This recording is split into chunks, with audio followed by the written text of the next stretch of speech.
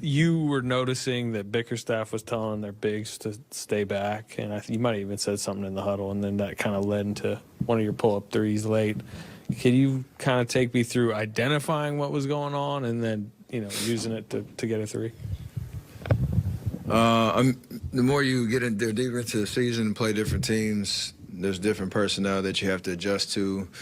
They're very long, athletic, especially their two bigs.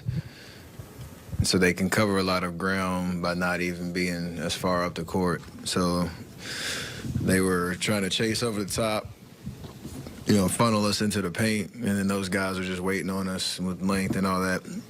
We got a lot of kickouts early in the game, and then it kind of got a little stagnant.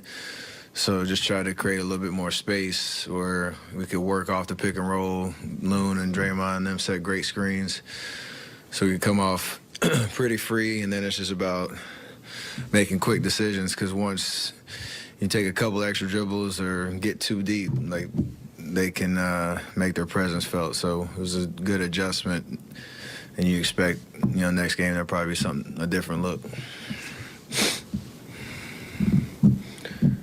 Over your stuff. The stats have you now after this game's 7 of 9 at the rim this game, and 79% for the season, which is the best on the team. Anything you can point to about the rim finishing being this good at age 34?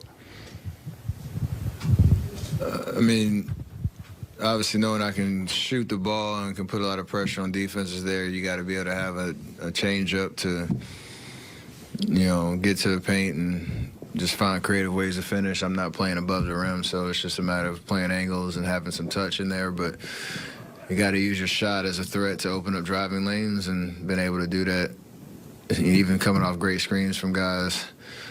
Not being afraid of contact either. Don't get to the foul line that much, but still just trying to figure out how to get your lane, get your driving angle, protect the ball, get it on the rim, and hope it goes down. Steph, do you remember the year when you played well in the playoffs, and then I think it was maybe 13, 14? Do you remember feeling the defense being different or more like ready for you, or having a different scheme after watching you play well? And do you see anything that Jordan's going through that reminds you of what you went through?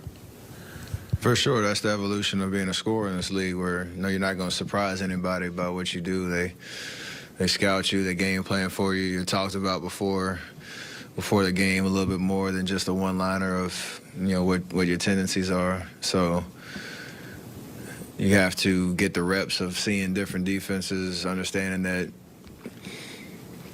Again, I would keep saying letting the game come to you is the biggest thing, because you can't fight that pressure, that attention. There's too many good athletes in this league on the defensive end. So the more you can just keep the game as simple as possible, trust that even if you're getting extra attention, you can get off of it, get it back, and still get your shot attempts, still get some looks. The game will come around, in your favor. But it's just about getting the reps to understand what that really feels like. The adjustment was. Je m'appelle